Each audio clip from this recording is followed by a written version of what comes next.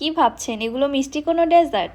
একদমই না, শুধুমাত্র আলু দিয়ে তৈরি ক্রিস্পি এবং ঝাল ঝাল পটেটো বলস। আসসালামু আলাইকুম everyone, welcome back to my channel. মাত্র 4টি উপকরণে এই মজাদার পটেটো বলসগুলো বানিয়ে আপনারা আপনাদের যে কোনো আড্ডা জমিয়ে তুলতে পারবেন। এগুলো তৈরি করতে একদমই সময় লাগে না, মাত্র 10 মিনিটেই তৈরি করে নেওয়া যায়। আর খেতে তো ভীষণই মজা, একবার খাওয়ার পর আপনি বারবার খেতে চাইবেন। চলুন ঝটপট রেসিপিটি দেখে আসি। বিসমিল্লাহ। আগেই বলেছি এই স্ন্যাক্সটি তৈরি করতে লাগবে শুধুমাত্র আলু। এখানে আমি 4 থেকে 5টি আলু খোসা ছাড়িয়ে এবং ছোট টুকরো করে কেটে আগে থেকে সেদ্ধ করে নিয়েছি।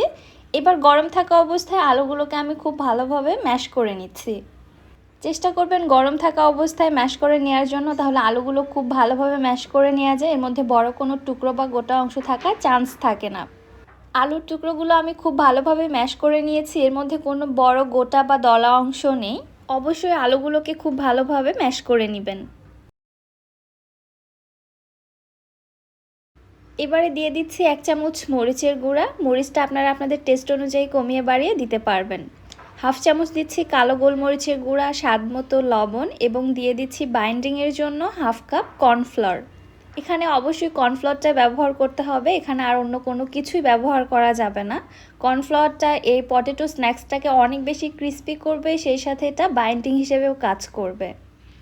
এবার আমি সব কিছু একসঙ্গে খুব ভালোভাবে হাতের সাহায্যে মেখে নিচ্ছি। মেখে ঠিক এরকম একটা ডোর মতো তৈরি করে নিতে হবে। দেখতে পাচ্ছেন ঠিক কী রকমটা হয়েছে। এবার এই ডো থেকে স্ন্যাক্সগুলো তৈরি করে নিব। আমি হাতটা খুব ভালোভাবে পরিষ্কার করে নিয়েছি। এবার এখান থেকে পরিমাণ মতো মিশ্রণ নিয়ে হাতের মধ্যে গড়িয়ে গোল বল তৈরি করে নিচ্ছি। আপনারা আপনাদের পছন্দ মতো আরও ছোট বা বড় করেও তৈরি করে নিতে পারেন। আমি আমার পছন্দ মতো এই সাইজেই তৈরি করে নিচ্ছি। ফার্স্টে হাতের মধ্যে বলটাকে খুব ভালোভাবে একটু স্মুথ করে নিব, তারপরে 2 হাতের মধ্যে গড়িয়ে ঠিক এরকম একটা গোল শেপ দিয়ে নিব। বলগুলো ঠিক এরকমই স্মুথ এবং সফট হবে, কোনো প্রকার ক্র্যাক বা ফাটল থাকবে না। এবারে চলে যাচ্ছে এগুলোকে ফ্রাই করে নেওয়ার জন্য। আজকের এই পটেটো বলসগুলো আমি ফ্রাই করে নিব টিকিও আইও ব্র্যান্ডের মাল্টি কুকারে।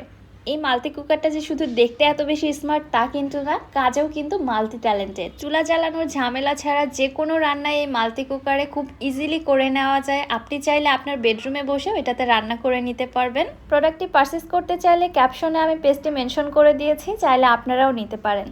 মাল্টি কুকারে পর্যাপ্ত পরিমাণে তেল দিয়ে তেলটা গরম করে নিয়ে এবারে আমি পটেটো বলসগুলো একে একে দিয়ে দিচ্ছি। তেলটা একটু ভালোভাবেই গরম করে নিতে হবে, তারপরে বলসগুলো ছেড়ে দিতে হবে। এইবারে প্যানটি হালকা হাতে একটু দুলিয়ে দিচ্ছি, সব দিক থেকে বলসগুলো যেন সমানভাবে হতে পারে।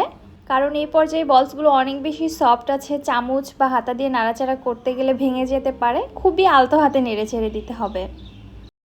এই পটেটো বলসগুলো ক্রিস্পি করে ভেজে নিতে চাইলে একটু সময় নিয়ে ধৈর্য ধরে উল্টে পাল্টে ভেজে নিতে হবে। এগুলো ভেজে নিতে 5 থেকে 7 মিনিট সময় লাগবে। দেখতে পাচ্ছেন খুবই সুন্দর একটা কালার চলে এসেছে এবং এগুলো খুব বেশি ক্রিস্পি হয়েছে। এই পর্যায়ে আমি পটেটো বলসগুলো তেল ঝরিয়ে উঠিয়ে নিচ্ছি। আপনারা চাইলে আরও কিছুটা কালার আসা পর্যন্ত ভেজে নিতে পারেন, তবে আমি এই পর্যায়ে উঠিয়ে নিচ্ছি।